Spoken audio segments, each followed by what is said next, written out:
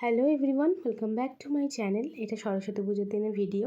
জানি একটু দেরি হয়ে যাচ্ছে, কিন্তু ভগবানের দর্শন করে ভিডিওটা স্টার্ট করলাম। সকাল রেডি হয়ে নিয়েছি, আমি যাব এখন বাড়িতে।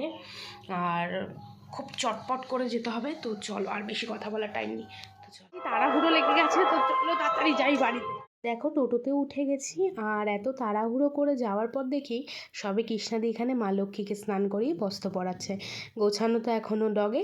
তো ও আমাকে বললো মন্দিরে চলে যাও। মন্দিরে গিয়েও দেখি একই অবস্থা, সবে ঘর মোছামুছি চলছে। তো ওখানে গিয়ে ফল কেটে দেখো সবাই চলেও এসেছে, আর ঠাকুরমশাই চলে এসেছে। কিন্তু এই দিন ঠাকুরমশাই এত লেট করে এসেছে যে মন্দিরেই পুজো দিতে ঢুকেছে 12টার পরে। তারপর তো আমাদের বাড়ি। আর এই দেখো, আমাদের বাড়ির ঠাকুর ঘরটাও মোটামুটি কি পুরোটাই গোছানো হয়ে গেছে। আর আমাদের মাকে কেমন হয়েছে দেখতে তোমরা কমেন্টে জানিও, আর ঠাকুর ঘরটাও গোছানো কেমন হয়েছে সেটাও কমেন্টে জানিও। আর এতটাই দেরি করেছে যে বাচ্চা কাচ্চা সবার খিদে পেয়ে গেছে। তো চলো এবার ঠাকুরমশাই এসে পুজোটা দেখো।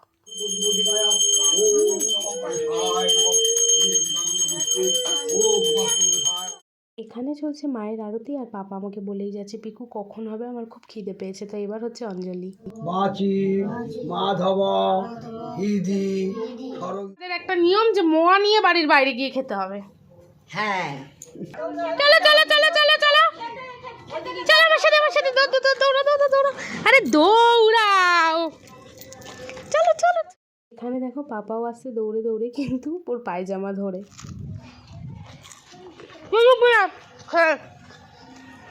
মোয়া যা খাও না।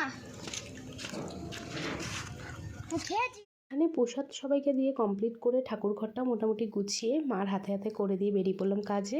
আর দেখো, বামুন গাছেতে এসে দেখি আমার এই ফুল টুসি দুটো এইরকমভাবে একদম পুরো ফুলন দেবীদের মতো সেজে রয়েছে, ঘুরতে যাচ্ছে ওরা। তো এই ভিডিওটা এইটুকুনি, দেখাবে পরে কোনো ভিডিওটা।